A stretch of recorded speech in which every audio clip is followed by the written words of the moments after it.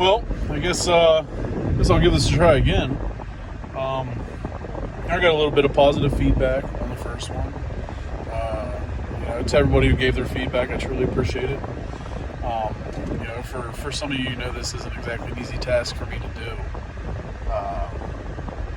I've always been able to talk about, just about anything with anyone, but diving into this deep shit, this deep-seated stuff that I deal with and have dealt with, and learning how to accept it is a huge fucking deal, which I'm sure some of you understand that, which I'm hoping some of you do, because it's kind of one point of this, to try and help anybody else who might be going through some shit and can relate positively. So I guess this one I want to touch base on the movie The Notebook. Like I said, I watch chick flicks. I have no shame in that whatsoever. Anyway, get off topic there.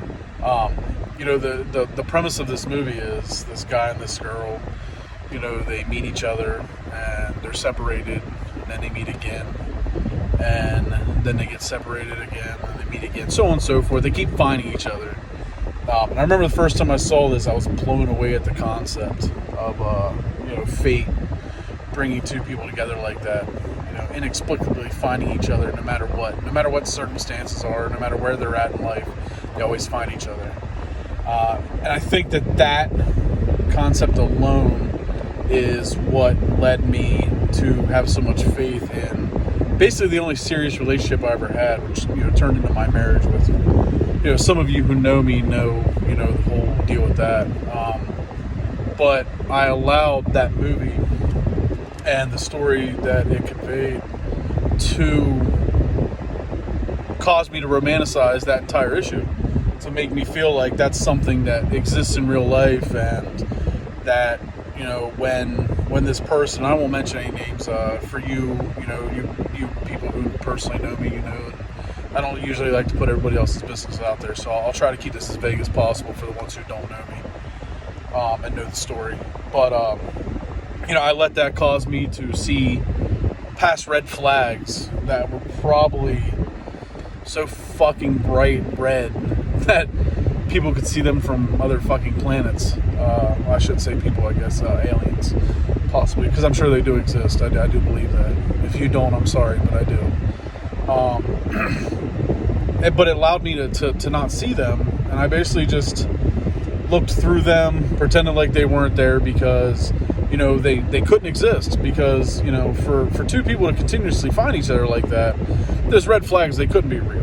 There was nothing that was going to express that to me. And, even through the whole ordeal of other people telling me and warning me that, what was really there and what they saw, what they heard, what they believed was really happening, they knew I wasn't going to believe it, because I had romanticized the entire fucking ordeal, the entire relationship.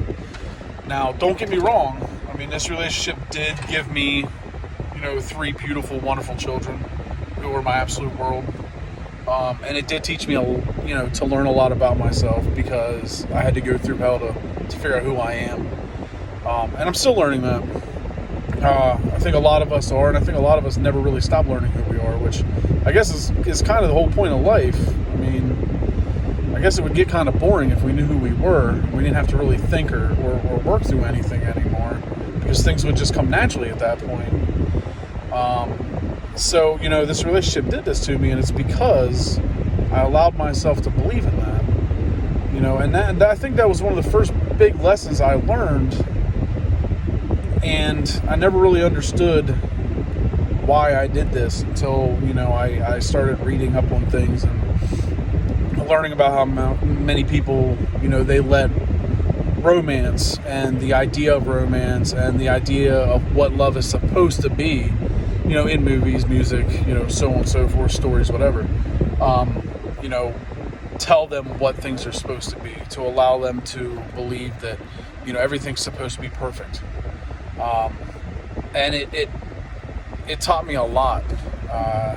So as much as I regret, some of it, I can't regret all of it, because I think that, obviously the moments that we go through in our lives, whether they're easy moments, hard moments, happy moments, sad moments. I think they all teach us a little bit about ourselves and what we're able to withstand.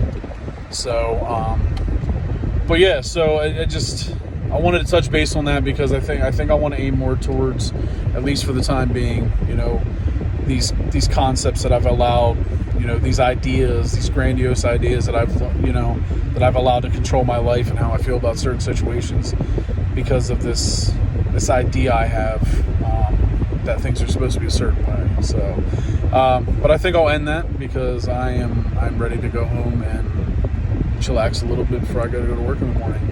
So, I hope that you guys enjoy this. I hope that you maybe took something away from it. If you have any questions, feel free to comment them. I would love to respond. I love to communicate with anybody about anything, especially when it comes to having a deep conversation about just about anything. I mean, even if you want to comment something random to talk about, like I'm cool with all that. I can talk to anybody about anything, like I said at the beginning. So, I love you guys, and I hope this helps you. All right, thank you.